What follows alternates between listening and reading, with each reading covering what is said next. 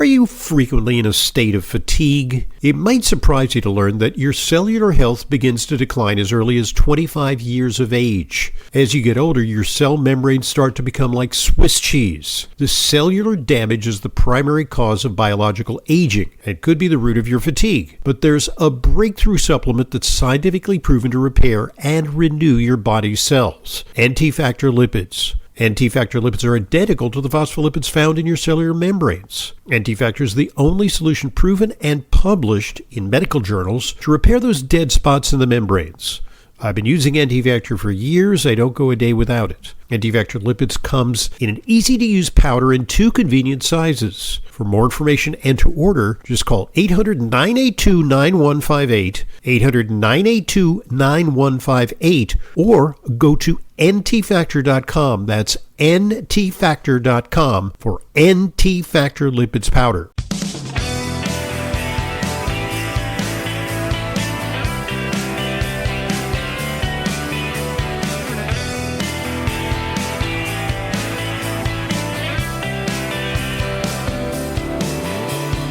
Welcome to today's Intelligent Medicine Podcast. I'm your host, Dr. Ronald Hoffman, and I can't think of anything that can better dispel a gloomy winter day in New York. It's cold.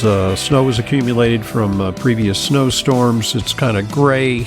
You wake up in the morning and, there's kind of wake up to kind of a dim twilight. I can't think of anything more energizing and invigorating than to see the happy visage of my co-presenter, Leyla Muden, and to listen to her charming voice to help answer questions that come to questions@drhoffman.net as part of Q&A with Leyla. That's what we call today's podcast. We do it every week, and we get great questions, and they tee off great discussions. So how you doing, Leyla? How are you wintering?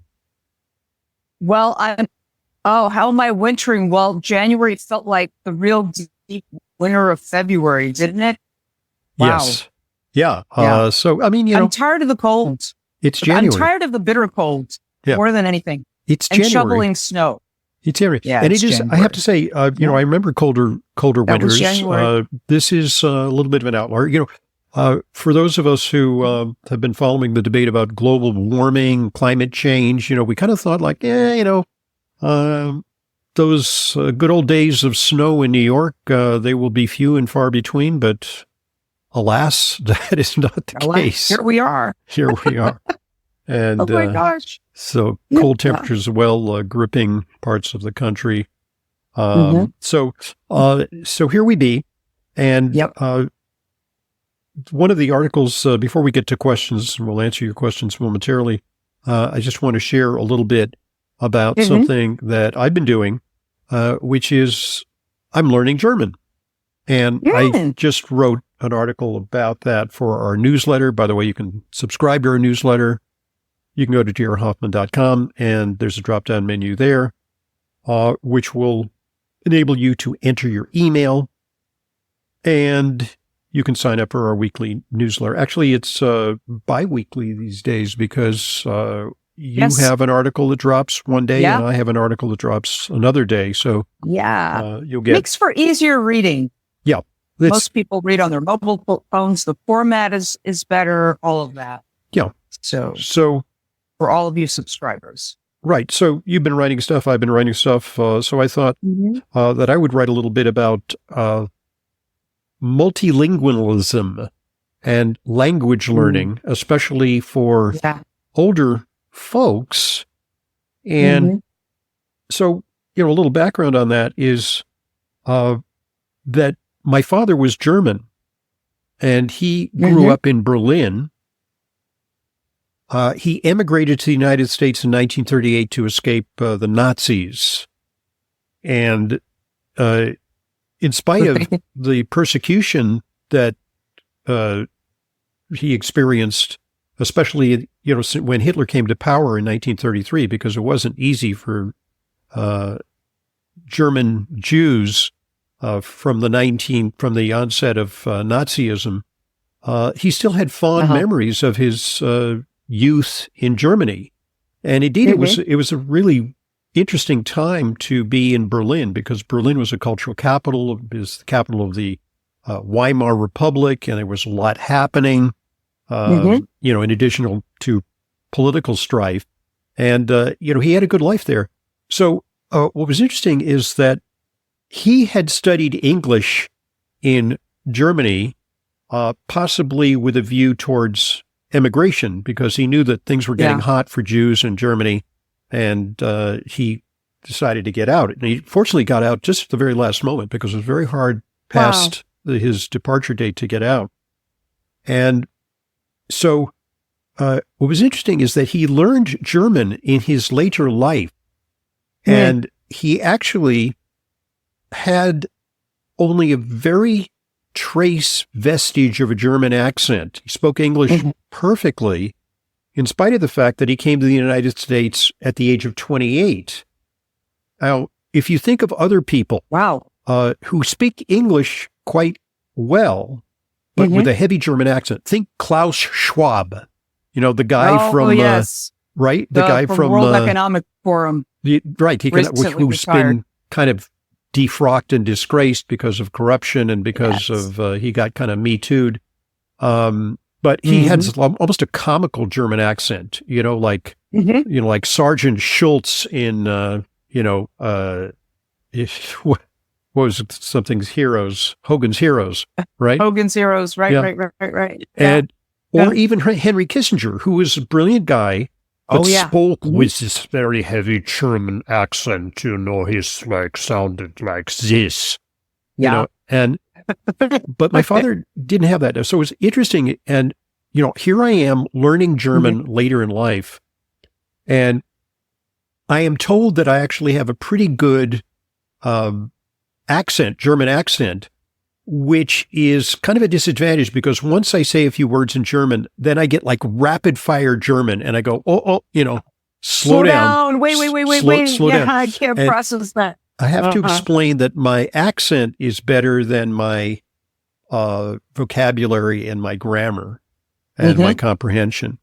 But so why, and why do some people have the ability to acquire language at a later date? And there may be a genetic component to this. At least I hope so, because my father also had a good musical ear. He was able to hear a tune, and then he could sit down at the piano and bang it out, which is extraordinary.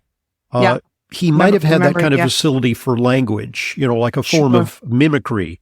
And this has to do with structures in the brain that in some people are very big. But you could, just like muscles, you can actually exercise those brain parts. And so it has actually been shown that children who are multilingual, grow up, or bilingual or multilingual, they actually have larger brain structures than children who are have a single language. So we actually see this among certain immigrant groups. I think it's no secret that Asian Americans who learn Chinese also with these it's complicated because it's characters. There's like hundreds and thousands of characters to learn. That this is actually a good brain exercise, and that it also carries over to proficiency in other areas like mathematics and science. And hence, we see a higher proportion of the children of Chinese, Korean immigrants populating our colleges. Yeah. It's interesting because even those interested in maintaining cognitive health as they get older, and all the experts are talking about brain teasers and crossword puzzles and this kind of thing. No, learn a language. Yeah. Now you're really exercising your brain. I mean, you're going full out intensity there, anaerobic, if we can compare it to basic, learn a language or learn an instrument or both. Right. Or musical instrument. It's a variety of things. Yeah. It is, on the one hand, it's memorization, which helps memory. Yep. You're practicing memorization, but you're also practicing comprehension. And, there's something interesting that happens as people get older. Their hearing drops off, but the hearing drops off for a couple of reasons. One is that, actually the hearing apparatus in the ear deteriorates as you get older. Especially you've been to Yeah. rock concerts, you live in an urban environment, you will actually kill off some of the nerve cells in your ear, or you could get otosclerosis, Yeah. which is kind of a calcification of these little tiny bones in your ear, and then you lose hearing acuity. But some of it comes from brain processing. And so hence, older people are more prone to what's termed the cocktail effect or the restaurant effect. Is like when there's a lot of background noise, they have trouble Yes. separating it out. So, hearing spoken You just hear the ambient words. noise rather than the people. Right. It's harder to talking. filter that out, but that's a Yeah. processing problem. Hmm. That's almost like a decrease in comprehension that is in the brain, not in the ear. It's in what's called the auditory center of the brain. And so trying to listen and Fascinating. attend carefully to the sounds of a foreign language actually help to build up that part of the brain. Oh, wow. It's actually been shown that people who are multilingual have about a 4-year delay in the onset of neurodegenerative diseases like Parkinson's disease and Alzheimer's disease and Terrific. prefrontal dementia. There's some evidence that there are larger brain regions, and that even older people who learn languages have delayed onset of cognitive decline. So I just signed up for a German class, and I do it on Zoom because I do it in person, but it's kind of cold to go out downtown, Right. so I take the subway, blah, blah, blah. So it's on Zoom, so people from all over the country can take it. And what's interesting in the class is there's a fair smattering of young people, but there are 3 of us who look like we're, older. And one guy is a very prominent scientist who has written 19 books. And there's a woman in my class who is a harpist who has played with philharmonic orchestras at the Kennedy Center. Goodness. So the harp is a very complicated instrument. So, I kind of, when I first saw them, I said, oh, these people are older, they're going to have trouble, but they're very good. And they're really exercising their brains. I didn't ask, but I presume that these people are in their 70s, perhaps pushing 80. But it was interesting. I think it's a really great kind of brain exercise. German is a complicated language. Imagine, in English, we have the word the, and it's genderless. Like nouns are without a gender. In German, there are 3 genders. There's der, die, das. There's masculine, feminine, and neuter, and you have to figure that out. And it also inflects sometimes the adjectives that are associated with the nouns. And, by the way, there are the way that articles are changed, so there's and the in English, but they're changed by virtue of whether they are nominative, accusative, genitive, or dative. Which Fascinating. It really is kind of a brain tease, but I kind of liken it to the kind of physical exercise I sometimes do, which is sometimes there are things that are hard to do in the beginning. And you just have to practice them. You get the muscle memory, and in a sense, muscle memory is associated with the brain, but so too is spoken memory. But so I just find it kind of interesting, and I'm not exactly sure why I'm not planning to, flee to Germany because I'm in trouble here or anything like that. My father came from Germany to here. It'd be interesting if I, had to flee from the United States back to Germany. Wouldn't that be something? I don't do it for professional reasons because, frankly, virtually all Germans speak English. And also, the lingua franca of science and medicine is now English. So you don't have to, it used to be, in the 1930s, you would go to Germany to study medicine because you would go to like Heidelberg, University of Heidelberg is very prestigious. I mean, it doesn't matter anymore because medicine is very international, and America is the center of medical science. Right. So, and listen, kudos to you for having the proper accent. People could be very fluent in a language, get the grammar perfect, all of that, but when the accent isn't there, it's just not the same. Yeah, and it could still be misinterpreted. So kudos to you for having that already. Well, I credit that in part, my mother was Belgian, my father was German, so their common language was English. So, my mother couldn't speak German to my father could speak French to my mother. So their common language was English, which is interesting for two Europeans. But I did hear spoken French and I did hear spoken German.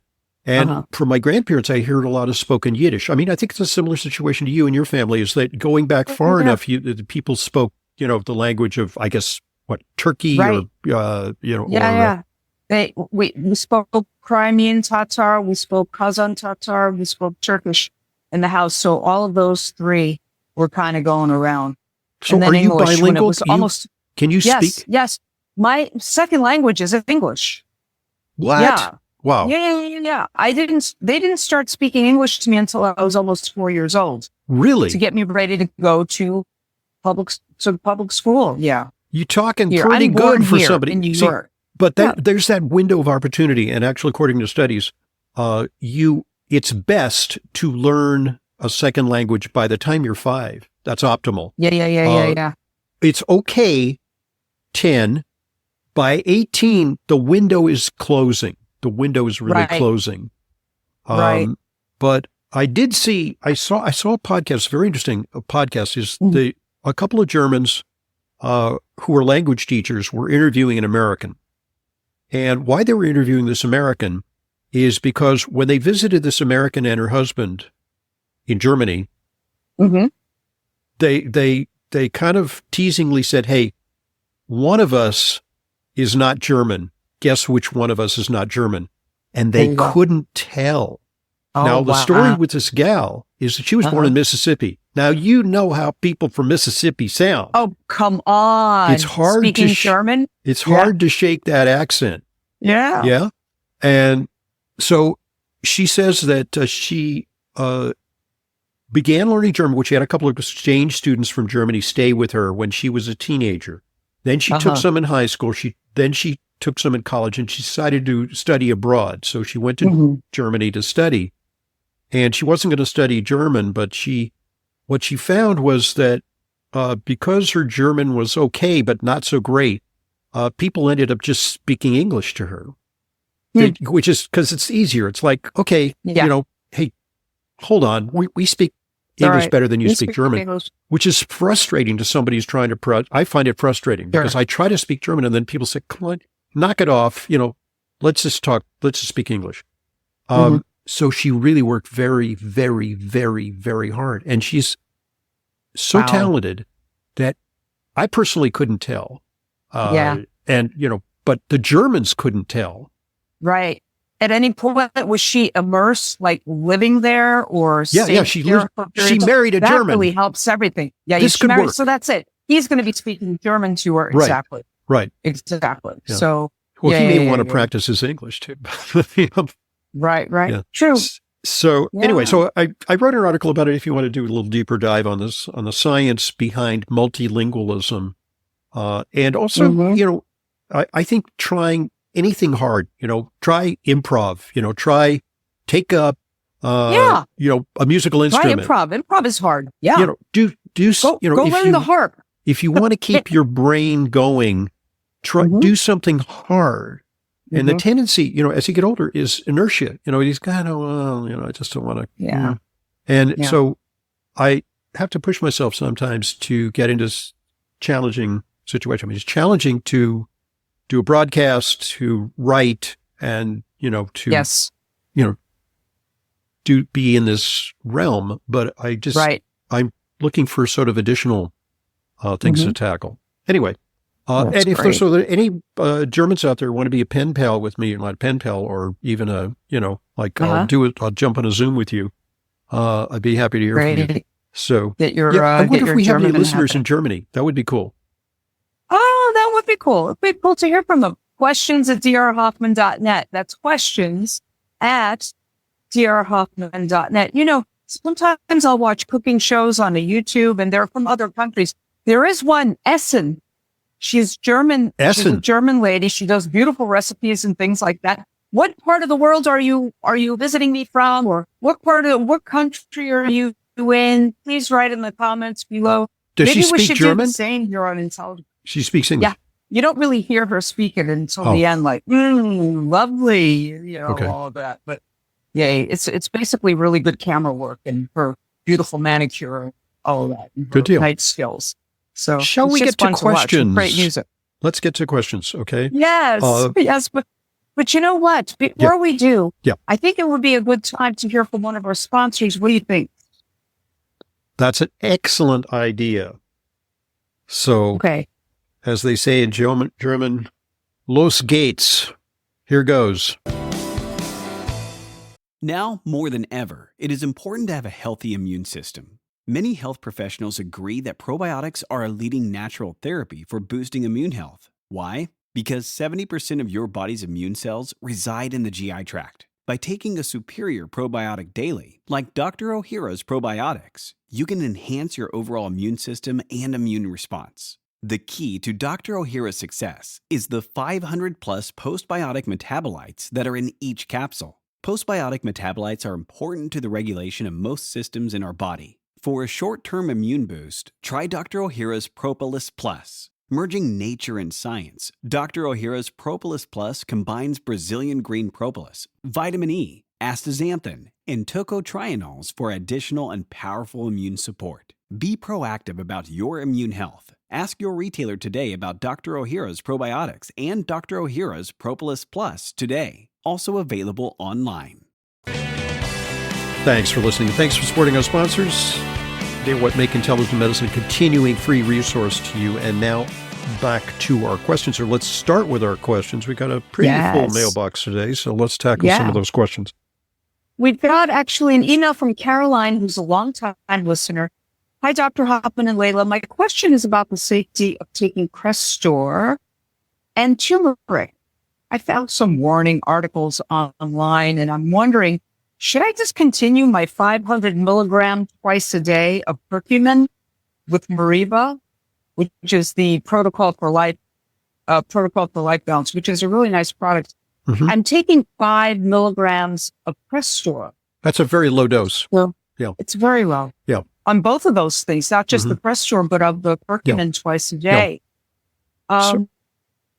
It's sometimes in a very high dose curcumin supplement, the piperine, because it increases the bioavailability of the curcumin. They've also found that not just the piperine, but fats also help to increase its bioavailability. Anyway, the piperine is typically added to a supplement. That should be fine. But what's a high dose? Maybe 1,500 milligrams twice a day might be a high dose.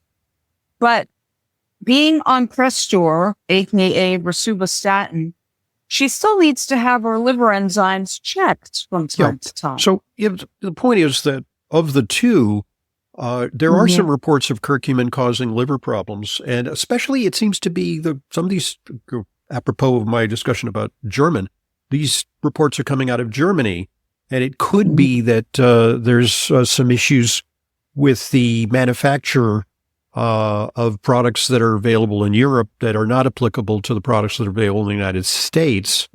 But there is that issue too with adding piperine to it's a black pepper to enhance the bioavailability of the curcumin. And most of the reports are with bioperine enriched curcumin to where there's toxicity. But among those two things, it's really the statins that are most notorious for causing liver problems. Absolutely. And so, is there a synergy? Probably not at such a low dose, but it's reasonable to get a liver function test every 3 or 6 months.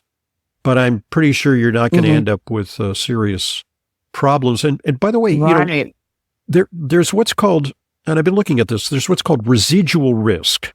Residual risk means leftover risk after you fix the cholesterol. So let's say you're concerned about cardiovascular risk. So what are the tools we have?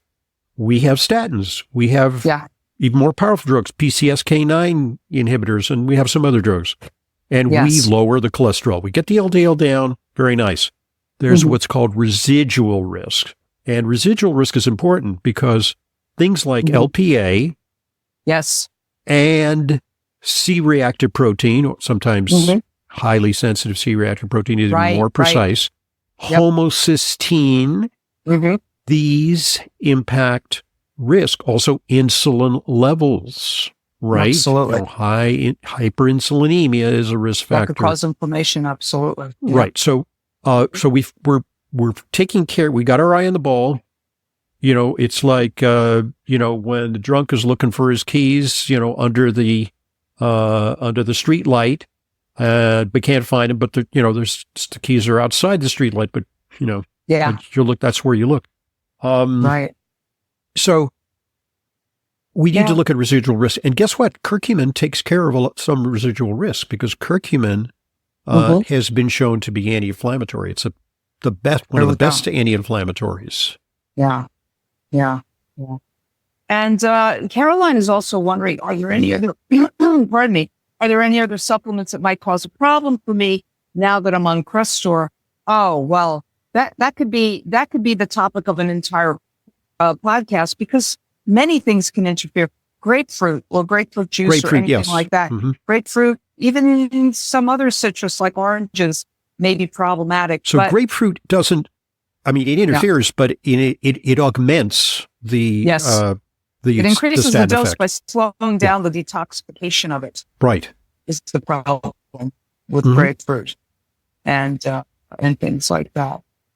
Caroline, you could go to drugs.com, take a look there under rosuvastatin or Crestor, and there's a whole host of things that you could find that the AI is great for this. You can ask AI, what is there interference between this and that, and boom, it'll pull it up because that is in the realm of the large language model, and it'll pull it out for you, so we can get answers to these things a lot quicker. I'm putting myself out. We're putting ourselves out of work here because people say, well, could there be an interference? Like, go look. Just look it up, just ask Grok or Chat GPT. Sure. Yeah.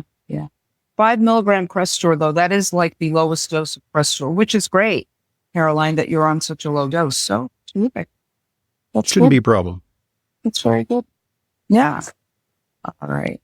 Let's see here. Oh, we've got this email from Jill. Let's see. K2 in MK7 versus K2 in MK4. Dr. Hoffman, I've been listening to you since I was a kid in the mornings before school. My mom had you on the radio. You, me, and a bowl of Wheaties. I'm 47 now. That's great. This question may be too much in the weeds, but here it goes. I'm confused about which form of K2 is best. I recently heard someone say K2 or in the MK4 is the only form of K2 that we evolved consuming. All K2 products are MK7, which is unnaturally Wait, so we're talking Chinese boxes here. Natto. Hold on. Yeah. So there's K2, and within the K2 are these subtypes of K, right? Right. Generally, what we're talking about in vitamin K, and this is why K1 versus K2 or MK4 versus MK7. Here's just a little breakdown. K1 is abundant in all the leafy greens, pretty much. It mainly supports normal blood clotting, right?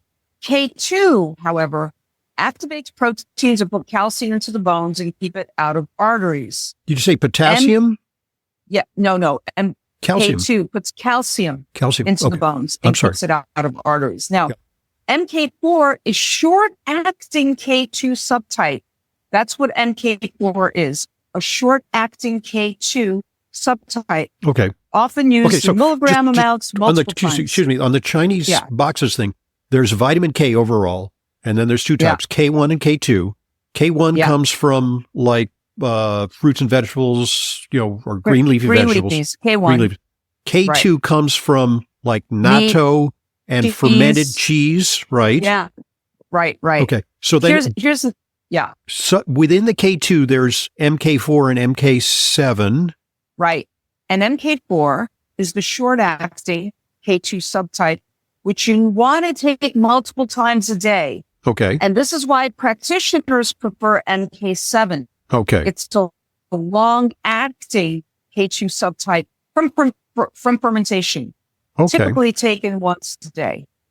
And that's why many clinicians favor it, because MK7's longer half-life maintains steadier blood levels. Okay. Supporting continuous activation, bone building osteocalcin, for example, and artery protective matrix GLA proteins, all of this. Mm-hmm. And multiple clinical trials link daily MK7 with improved bone markers and healthier arterial flexibility. The problem with MK4 is it's short acting, and you would have to take it, multiple times a day. And that's why physicians or clinicians typically like MK7 more than anything. Okay. So most of the products that are available, are they combinations of MK4 and MK7, or are they mostly MK7, or the cheaper ones MK4, just to... There are some. There are both. I don't think one is cheaper than the other. Okay. Some are specifically MK7. I've seen some that are specifically MK4, and some are a little bit of a combination. But hey, if you're eating meat and you're having some cheese, you're getting the proper K2. Okay. That's what you want. You're getting K2. Okay. So, and the MK7 is made often from things like natto, right? Cultured. So that could be something. But if you're I also recently heard... Go ahead. I'm sorry, excuse me. I also recently heard about possible brain benefits of vitamin K2. And I'm not exactly sure what mechanistically why that should be. Maybe it's because it prevents, cerebrovascular disease. I mean, it has an arterial effect. Right. Yeah. So there was that as well. Prevents vascular dementia, maybe. I don't know. So vitamin K being effective for both arterial health as well as bone building, along with vitamin D, magnesium, a little calcium, not too much calcium for bone health. But for arterial health, you always want to be taking K, especially in the setting of taking any vitamin D. You basically want to take a vitamin D that already includes vitamin K. That's the most convenient, but certainly you could take a separate vitamin K supplement. Now, what's interesting is the general dose has been 90 micrograms twice a day on vitamin K, but you could go as high as 360, it appears, for more benefit. That could be something. And if you're on a statin, coming back to taking a statin, that actually messes with vitamin K levels. So you need a little bit more, possibly. It interferes with the body's synthesis of vitamin K in the same way that it interferes with the synthesis of coenzyme Q10. Look, I wanted to bring up something that actually a high school friend of mine sent me. This is a gal who actually had a little bit of a crush on when I was in high school. She's now a grandmother and lives in Mexico, interestingly. And she sent me something. She wanted to bounce it off me about how somebody had done a YouTube about how you shouldn't take vitamin K2 with D. They are popular supplements, D3K2. You shouldn't do it. Yes. And so, but we need to go to a break. When we come back, I'm going to talk a little bit about my take on her question. Okay. So when we return, questions come to questions@drhoffman.net. Except if you went to high school with me, then you can DM me directly, or, you can, you get priority. Yeah. Especially if you were a pretty cheerleader in high school. So we'll be back in just a moment. I'm Dr. Ronald Hoffman, and this is the Intelligent Medicine Podcast.